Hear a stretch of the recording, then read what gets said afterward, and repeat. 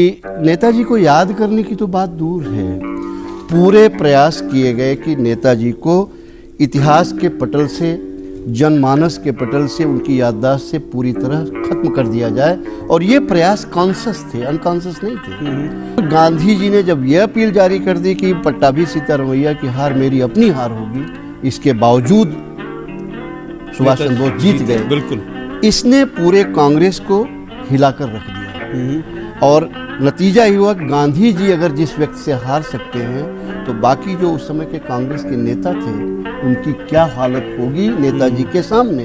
तो नेहरू जी ने उस वक्त कहा कि साहब हम तो सॉफ्ट पावर के ऊपर आधारित हैं। उन्होंने यहाँ तक कहा कि हमको सेना की जरूरत ही नहीं है साहब, हमको केवल पुलिस फोर्सेस चाहिए। कि वो बदला लेना वो इंसान का, मनुष्य का, आदमी का काम नहीं। I regard myself as a soldier, though a soldier of peace. I know the value of discipline and truth. I must ask you to believe me when I say that I have never made a statement of this description, that the masses of India, if it became necessary, would resort to violence. क्या दे दी हमें आजादी बिना खड़क बिना ढाल? क्या आपको non violence से आजादी मिली? नहीं, please. When Prime Minister Attlee was told, and he came to this thing and was staying with the Chief Justice at that time, he said, "Why did you leave India? After all, you had won the Second World War. Gandhi had almost got this thing on that, this thing like that. The worst was over. The Quit India movement was had flopped in 1942. What was such much a tearing hurry in 47 that you said that no, we have to go immediately?" He said it was not that. It was the spark that Bose had created among the soldiers of the Indian Army.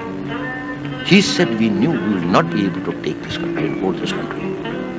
It was the threat of Subhash Bose, the rising of Indian nationalism. If you do not quit voluntarily, you will quit in a way that will be that. When people followed Subhash Chandra Bose, it is because those people of the Indian National Army trusted him. ये आदमी हमें आजादी दिलाएगा. Because he trusted them, they died for him. Because they died for him, India got independence. It is that Britishers understood that a revolt in the Indian Army is something that they will not be able to handle.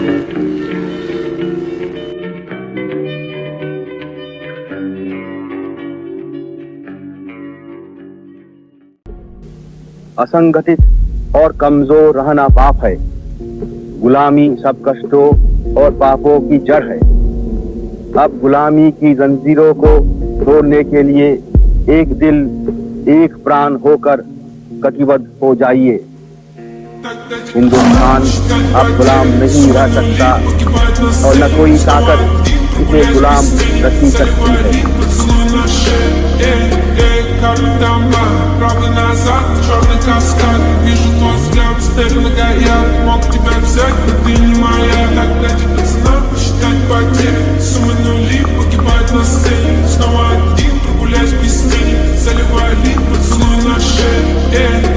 Как там бар, правда назад, черный каскад. Вижу твой взгляд, стебель горят. Мог тебя взять, но ты не моя. हमारे रास्ते में आएगी भूख, प्यार, तकलीफें, विपत्ति, मौत।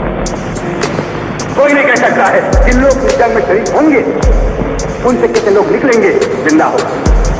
कोई बात नहीं है हम जिंदा रहेंगे या तो मरेंगे, कोई बात नहीं है। बात को सही बात यह है, आम बात यह है, आखिर में हमारी कामयाबी होगी। हिंदुस्तान आजाद। Тогда тебе цена посчитать потери. Суммы нули, погибать на сцене. Снова один, прогуляюсь без тени. Заливай лик, поцелуй на шее. और आखिर उन्होंने दिखा भी दिया कि जिस सत्ता का सूरज कभी अस्त नहीं होता, भारत के वीर सपूत रणभूमि में उससे भी परास्त कर सकते। उन्होंने संकल्प लिया भारत की जमीन पर आजाद भारत की आजाद सरकार की नींव रखेंगे।